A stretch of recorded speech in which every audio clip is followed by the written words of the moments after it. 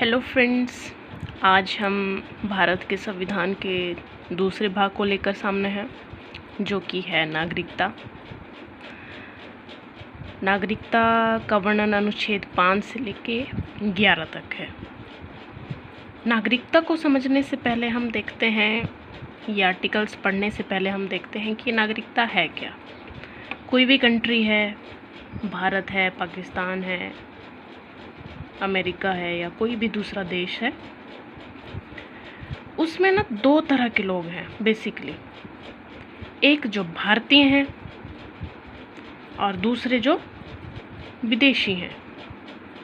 ठीक है, कोई भी कंट्री में माइनॉरिटी, मुस्लिम, हिंदू, सिख, इसकी बात नहीं कर रहे हम।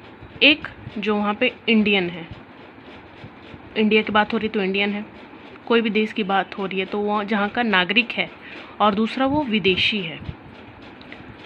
तो किसी भी देश में दो तरह के लोग रह रहे हैं, तो हम किसको बोलेंगे कि वो वहाँ का नागरिक है या ये वहाँ का नागरिक नहीं है। किसी भी देश में रहने के बावजूद उसे कोई स्पेशल राइट मिले हुए हैं, जैसे कि सिविल राइट है। जैसे कि कोई भी पर्सन जो इंडियन है, इंडियन सिटीज़न है, उसको सिविल राइट में वो प्रॉपर्टी खरीद सकता है कहीं पे भी। और भी दूसरे राइट्स हैं। पॉलिटिकल कुछ राइट्स होते हैं, जैसे कि वोट दे सकता है, वो चुनाव में खड़ा हो सकता है, पंचायत के चुनाव में, विधानसभा के चुनाव में, लोकसभा के चुनाव में, और राष्ट्रपति बन सकता है, मुख्यमंत्री बन सकता है, प्रधानमंत्री बन सकता है। ये जो रिस्पेक्टेड पोस्टेज हैं उसमें खड़ा हो सकता है। ये उसके पॉलिटिकल अधिकार हैं, सिविल अधिकार हैं। जब किसी पर्सन को किसी देश में रहते हुए ये अधिकार प्राप्त हो तो उसे हम वहाँ का नागरिक बोलेंगे। ठीक है, अब हम देखेंगे कि किसी देश में रह भी रहा है और ये अधिकार उसे प्राप्त भी हैं, तो ये कैसे हम ले सकते हैं, ये नागरिकता ये कैसे ले सकते हैं हम सॉरी।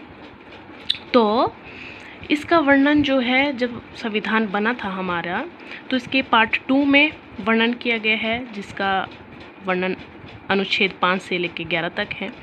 इसका पहला अनुच्छेद देखते हैं, अनुच्छेद 5। इसमें बोला गया है कि संविधान के प्रारंभ में नागरिकता, मतलब संविधान के प्रारंभ में से मतलब क्या है, जैसे कि हमारा देश आज़ाद हुआ 1947 में, और 1950 में संविधान पूरी तरह से लागू हो गया। द वर्ड लागू, 26 जनवरी 1950 को संविधान पूरी तरह लागू हो गया।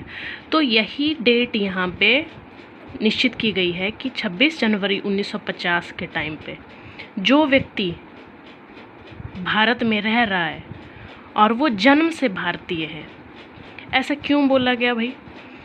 क्योंकि स्वतंत्रता के टाइम पे तो इंडिया में भारतीय भी थे, ब्रिटिशर भी थे, दोनों लोग थे, और फ्रांसीसी भी थे, और भी दूसरे पाकिस्तानी जो आज पाकिस्तान में रह रहे हैं वो भी थे। तो कौन इंडिया का नागरिक होगा? वो व्यक्ति जो जन्म से अविभाजित भारत में रह रहा है या भारत का था, वो भारत का नागरिक होगा। और इसके दूसरे भाग में बोला गया है कि जिसके माता पिता भारतीय हों। इसका क्या मतलब है भाई? इसका मतलब ये है कि इंडिया की आज़ादी की लड़ाई सिर्फ इस टेरिटरी में ही नहीं चली, इस टेरिटरी के बाहर भी, जैसे कि डिफरेंट कमेटीज़, सोसाइटीज़ जो लंदन में बनी, अमेरिका में बनी, कनाडा में बनी, जो भारत से बाहर रह के जिन्होंने भारत के लिए काम किया, ऐसे भी बहुत से लोग हुए हैं। तो अब वे वहाँ पे हैं, वहाँ पे उनकी शादी हुई, उनके बच्चे हो गए, तो अब क्या उनके बच्चे भारतीय नहीं कहलाएंगे? यस, वे कहलाएंगे। कैसे? क्योंकि उनके जन्म के समय उनके माता पिता जो है वो भारतीय थे या अविभाजित भारत के निवासी थे, इसलिए वो भारतीय होंगे। और इसका थर्ड जो प्रोविज़न है वो दिया गया है कि 1950 से पहले 5 साल तक भारत में कोई यदि रह रहा हो तो भारत का नागरिक हो सकता है। ये क्यों बोला गया भाई? यहाँ तो इंडियन के लिए भी प्रोविज़न हो गया, जो भारत के बाहर रह रहे थे लोग, वहाँ से उन्होंने भारत के लिए काम किया, उसके लिए भी हो गया। तो ये क्यों है? बहुत से ऐसे विदेशी हुए हैं, जैसे कि एनी बेसेंट है और भी दूसरे विदेशी हैं, जिन्होंने भारत के स्वतंत्रता संग्राम में भारत का बहुत साथ दिया। तो ये प्रोविज़न उनके लिए किया गया था कि वो आए हैं, उन्होंने भारत के लिए काम किया है, भारत की स्वतंत्रता संग्राम में अपना बहुत महत्वपूर्ण योगदान दिया है, तो उनके लिए भी तो कुछ प्रोविज़न होना चाहिए ना। तो इसी के बेस पे एनी बेसेंट ने भारत की नागरिकता ग्रहण कर ली थी। और भी दूसरे लोग हुए हैं, उनका भी नाम याद नहीं आ रहा है। अभी हम चलते हैं नेक्स्ट पे, जो कि है आर्टिकल नंबर 6। पाकिस्तान से भारत को प्रव्रजन करने वाले व्यक्ति। इसका क्या मतलब है भाई? इसका अर्थ समझने से पहले हम आर्टिकल नंबर 7 की डेफिनेशन भी देख लेते हैं कि पाकिस्तान को प्रव्रजन करने वाले व्यक्तियों के नागरिकता के अधिकार। देखिए, वर्डिंग लगभग सेम है। यहाँ पे बोला गया है पाकिस्तान से भारत को, और यहाँ पे बोला गया है पाकिस्तान को। देखिए, इन दोनों ही केस में लोगों को इंडिया की नागरिकता मिल जाएगी। हुआ क्या बेसिकली, स्वतंत्रता का जब टाइम चल रहा था, इंडिपेंडेंस की वॉर जब चल रही थी, तो कुछ लोग जो है, जब पाकिस्तान बन गया, पाकिस्तान चले गए, इंडिया से पाकिस्तान गए, कुछ लोग पाकिस्तान से इंडिया आए, ठीक है।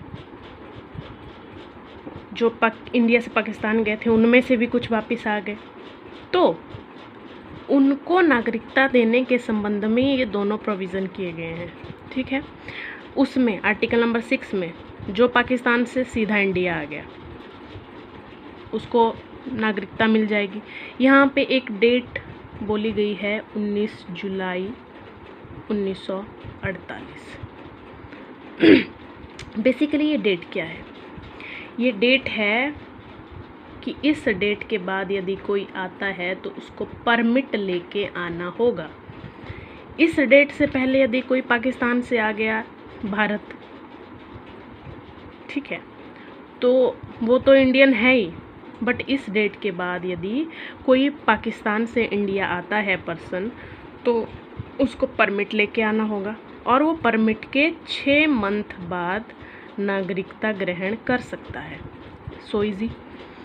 अब दूसरा प्रोविज़न था जो इंडिया से पाकिस्तान चले गए हैं, इसमें था ये भारत है, पाकिस्तान से भारत में आ रहे हैं, तो ठीक है, उनको मिल गई नागरिकता।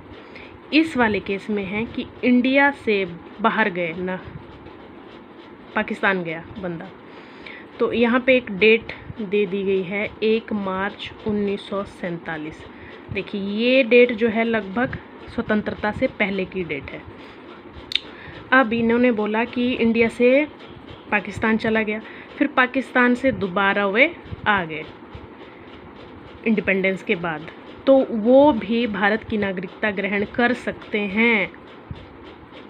कैसे? उनको भी परमिट लेके आना पड़ेगा, और परमिट लेने के बाद 6 मंथ में वो भारत के नागरिक बन सकते हैं। तो इसमें कोई कन्फ्यूज़न की बात नहीं है। फिर नेक्स्ट जो आर्टिकल है हमारे पास वो है आर्टिकल नंबर 8, भारत के बाहर रहने वाले भारतीय उद्भव के व्यक्तियों के नागरिकता संबंधी अधिकार। ये क्या मतलब है भाई? इसका मतलब है कि इंडियन इंडिपेंडेंस में, जैसे हमने ऊपर देखा कि सिर्फ इंडिया में रह के ही भारतीय स्वतंत्रता की लड़ाई नहीं लड़ी गई थी, इंडिया के बाहर भी लड़ी गई थी। जैसे लंदन में वो डिफरेंट सोसाइटीज़ बनी, और कनाडा में भी, सैन फ्रांसिस्को में इंडिपेंडेंस की वॉर लड़ी गई थी। तो भारत के बाहर रह के भी इंडिया के लिए काम हो रहा है। नॉट इवन स्वतंत्रता सेनानी, कुछ लोग ऐसे भी थे जैसे जिनको कि अंग्रेज़ों द्वारा काम करने के लिए भारत से बाहर ले जाए गए थे। बहुत से यूपी बिहार बेल्ट से बहुत से वर्कर जो है अंग्रेज़ों के द्वारा वहाँ ले गए, सॉरी अंग्रेज नहीं, ब्रिटिशर बोलना ज़्यादा उचित रहेगा, ब्रिटिशर्स के द्वारा इंडिया से बाहर ले जाए गए, वहाँ पे ही वो रच बस गए। तो क्या अब उनके बच्चे जो भारत के लिए लड़े, जो भारत से ले जाए गए, उनके बच्चे भारतीय नागरिकता ग्रहण कर सकते हैं या नहीं? Yes they can. कैसे? तो बेसिकली उनके लिए था कि भारत के बाहर रहने वाले जो कुछ पर्सन हैं वो इंडिया की नागरिकता ग्रहण कर सकते हैं, ये उनके लिए प्रोविज़न था। तो आर्टिकल नंबर 5 से 8 तक लगभग जो उस समय का सिनेरियो था, ये 26 जनवरी 1950 1947 से 1950 तक बोल सकते हैं हम, या उसके लगभग 4-5 साल तक जो भी सिनेरियो रहा, जो वहाँ पे लोग थे जो भारत से बाहर गए, बाहर से दोबारा भारत आए, या किसी कारणवश बाहर गए थे फिर इंडिया में आ गए, तो उनको सिटीजनशिप देने के लिए ये सारे 4 आर्टिकल थे, नंबर 5, 6, 7 और 8। अब हम जो प्रेजेंट में जो सिनेरियो है, आज हम भारत के नागरिक हैं, भारत की हमें नागरिकता प्राप्त है, तो वो किस बेस पे है? इससे जाने से पहले हम आर्टिकल नंबर 9 पे आते हैं। आर्टिकल नंबर 9 में क्या बोला गया है कि विदेशी राज्य की नागरिकता स्वेच्छा से अर्जित करने वाले व्यक्तियों का नागरिक न होना। जब भी मैं इस आर्टिकल को पढ़ती हूँ तो मुझे नीरव मोदी, विजय माल्या की ही याद आती है। क्यों? क्योंकि उन्होंने जो है ना इंडिया में फ्रॉड करके बाहर चले गए और फिर उन्होंने दूसरे देशों की नागरिकता ग्रहण कर ली, इसीलिए तो उनको वापस लाना जो है वो मुश्किल होता है। खैर इसके बारे में बाद में बात करेंगे। फ़िलहाल ये बोला गया है कि इंडिया से कोई बाहर चला गया, उसको वहाँ का देश पसंद आ गया या किसी भी कारणवश उसने वहाँ की नागरिकता ले ली, तो उसकी इंडियन जो सिटीज़नशिप है, भारत की जो नागरिकता है, वो ऑटोमेटिक ही ख़त्म हो जाएगी। उसको बोलने की ज़रूरत नहीं पड़ेगी कि मैंने अब भारत का नागरिक नहीं रहना है, वो खुद ही ख़त्म हो जाएगी। जैसे ही बाहर की नागरिकता ली वैसे ही भारत की नागरिकता ख़त्म हो जाएगी। अब आर्टिकल नंबर 10 पे आते हैं। आर्टिकल नंबर 10 क्या बोलता है कि नागरिकता के अधिकारों का बना रहना। ये बोल रहा है कि कोई भी पर्सन आप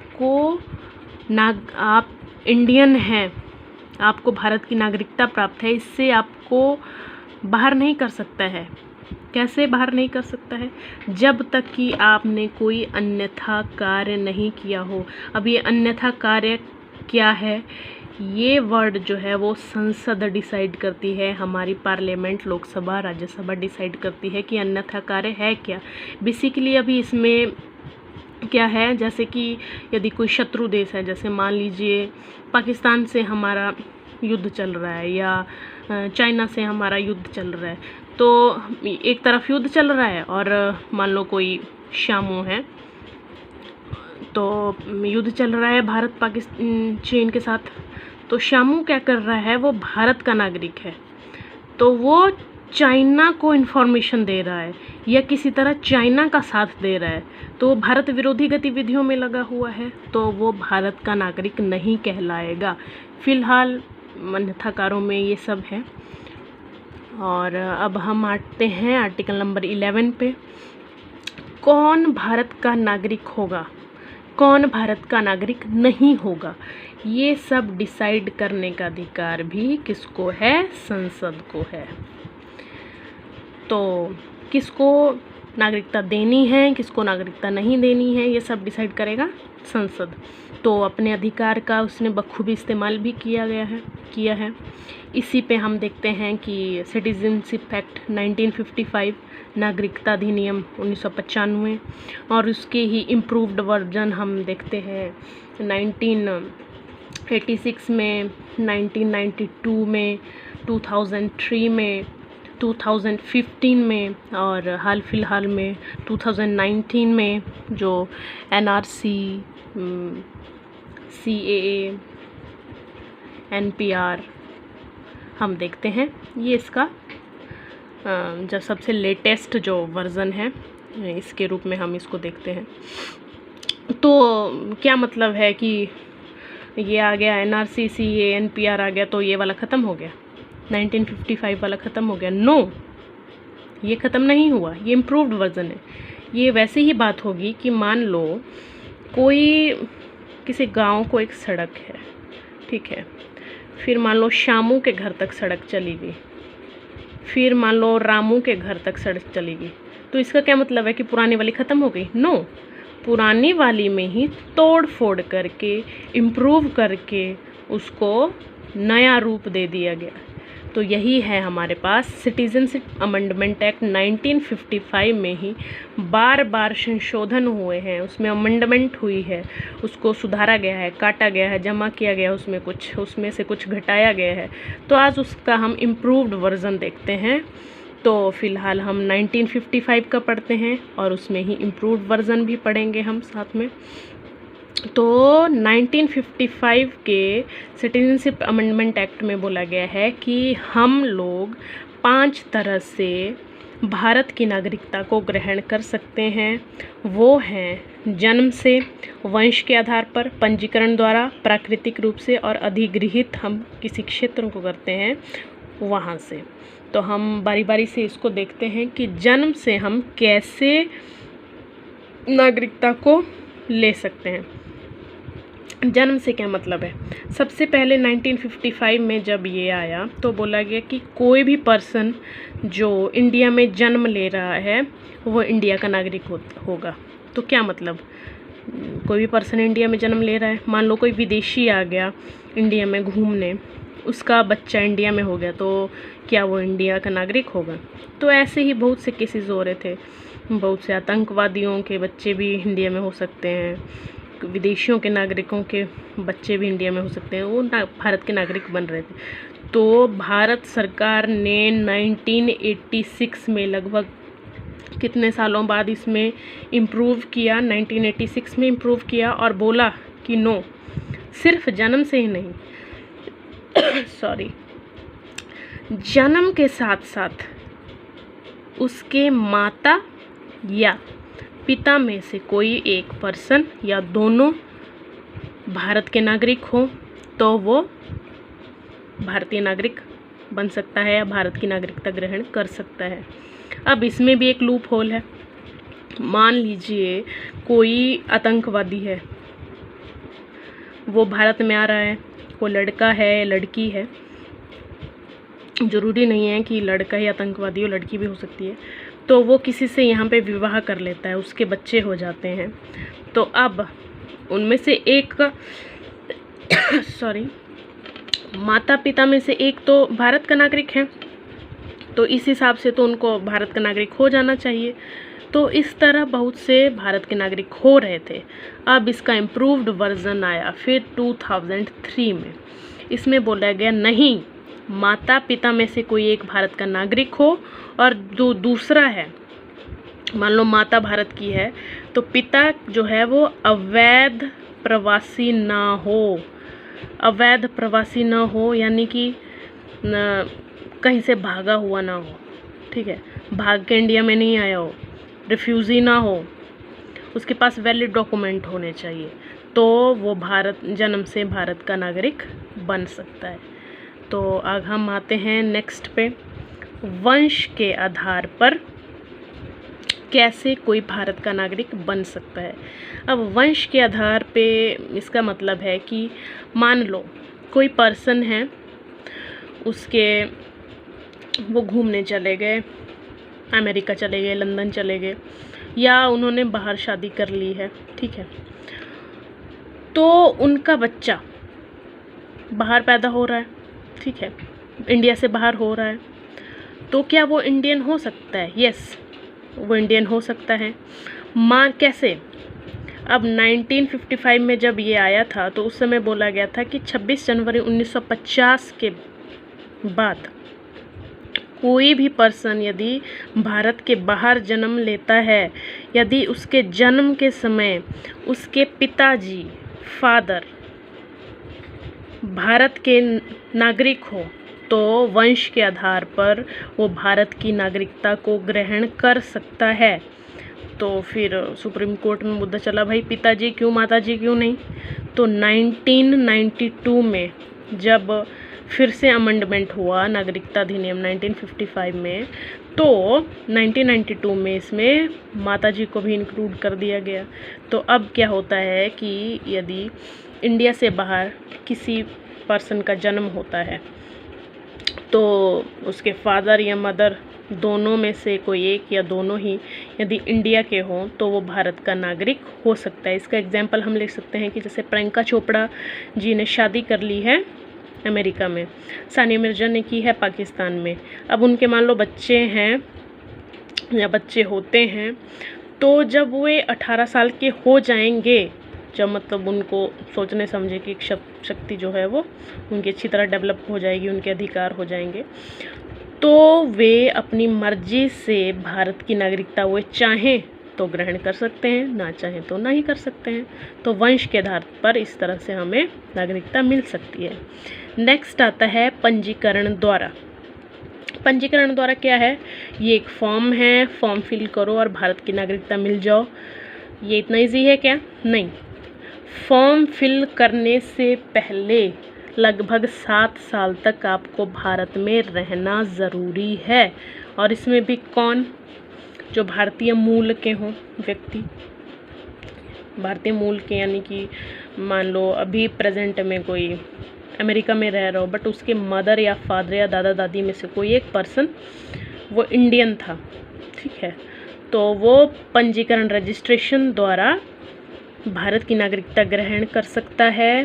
बट रजिस्ट्रेशन करवाने से पहले लगभग उसको 7 साल तक इंडिया में रहना ज़रूरी है। सेम कंडीशन अप्लाई होती है यदि मान लो किसी लड़की ने या किसी लड़के ने भारत के किसी नागरिक से शादी कर ली, तो वो भारत की नागरिकता को प्राप्त कर सकता है। कैसे?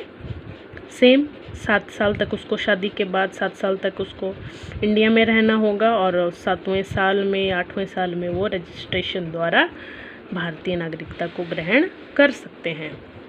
अब हम आते हैं नेक्स्ट पे, जो कि है प्राकृतिक रूप से या बोल सकते हैं नेचुरलाइजेशन से भी हम भारत की नागरिकता को ग्रहण कर सकते हैं। तो ये जो नेचुरलाइजेशन है ये क्या है?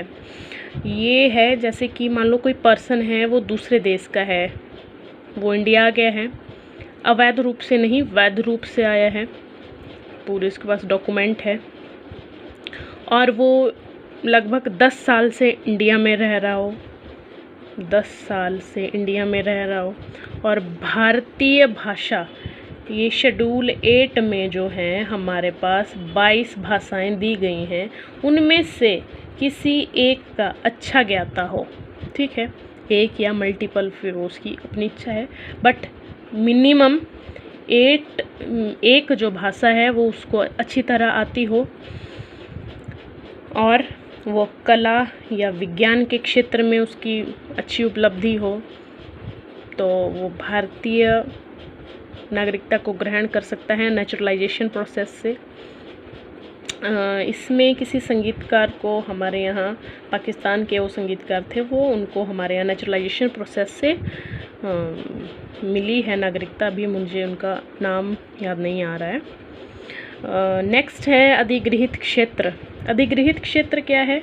जैसे कि कोई हमारी टेरिटरी है, ये किसी दूसरे देश की टेरिटरी है, तो मान लो हमने इससे ये टेरिटरी ले ली है किसी तरह, किसी समझौते के तरह, किसी भी तरह, तो अधिगृहित कर लिया हमने एक क्षेत्र। तो अब यहाँ पे भी कुछ लोग रह रहे होंगे ना, तो क्या वो भारत के नागरिक होंगे, क्या नहीं होंगे? तो यस, वो भारत के नागरिक बन जाएंगे, क्योंकि अब ये हमारे देश का हिस्सा हो गया, तो यहाँ के नागरिक भी हमारे देश के नागरिक होंगे। तो जैसे कि अभी फ़िलहाल में जो बांग्लादेश के साथ जो लैंड था उसका अदला बदली हुई है, तो उन जो क्षेत्रों में जो लोग रह रहे थे वो उन्होंने भारत की नागरिकता को ग्रहण किया है। और इसका एग्जाम्पल सिक्किम भी है, क्योंकि सिक्किम को हमने लिया था, पहले वो भारत का भिन्न भाग नहीं था। तो 1975 या 75 में जब वो भारत का हिस्सा बन गया, दूसरे देश से हमने उसको ले लिया या उसने एक्सेशन द्वारा इंडिया में मिल गया, तो वहाँ पे जो लोग रह रहे थे वो भी इंडियन सिटीज़न ही कहलाए गए। इस तरह हमने आज देखा ये कि किस तरह भारत के बाहर के लोग और स्वतंत्रता के टाइम जो इंडिया में रह रहे थे लोग, उन्होंने कैसे नागरिकता को लिया। आज का सिनेरियो क्या क्या है नागरिकता लेने का। यस, वन मोर थिंग, नागरिकता अधिनियम 1955 में जैसे 5 जो आधार हैं वो तो हैं कि कैसे हम नागरिकता ले सकते हैं। 3 आधार इसमें और हैं जिसमें कि वर्णन किया गया है कि कैसे किसी की नागरिकता को ख़त्म किया जा सकता है। उनमें से वो 3 आधार क्या हैं कि एक है कि किसी ने स्वयं जो है वो नागरिकता को छोड़ दिया, खुद ही वो बाहर चला गया, देश से बाहर चला गया और वहाँ की नागरिकता ले ली, तो भारत की नागरिकता ख़त्म हो गई। और दूसरा है कि वो भारत विरोधी किसी गतिविधि में लगा हुआ है कि इन दोनों देशों में वॉर हो रही है और वो दूसरे देश की हेल्प कर रहा है, तो उसकी नागरिकता ख़त्म हो जाएगी। One more provision is there, just a minute. एक तो हो गया कि भारत के बाहर जो गया पर्सन वो वहाँ की नागरिकता ग्रहण कर ली। दूसरा था कि भारत का जो भारत विरोधी वो कामों में लगा हुआ था। तीसरा जो था कि प्रोसेस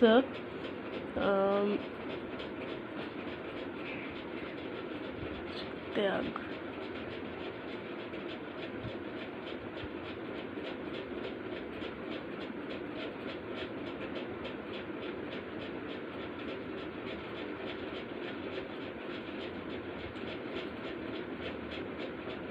हाँ, यदि उसने किसी गलत तरीके से जो है वो इंडिया की सिटीज़नशिप ले ली है, जैसे कि यहाँ पे पंजीकरण प्रोसेस द्वारा था कि 10 साल जो है वो 7 साल जो है वो इंडिया में रहना होगा। तो मान लो कोई पर्सन 7 साल रहा ही नहीं, उसने डायरेक्ट ही जैसे 2 साल रहा और उसने बोला कि हाँ मैं 7 साल रह गया हूँ, किसी तरह उसने डॉक्यूमेंट बनवा लिए, बाद में पता चलता है कि उसने 7 साल रहा ही नहीं था, ऐसे ही उसने भारत की सिटीजनशिप ले ली, तो इस केस में भी भारत की जो नागरिकता है वो छीन सकती है।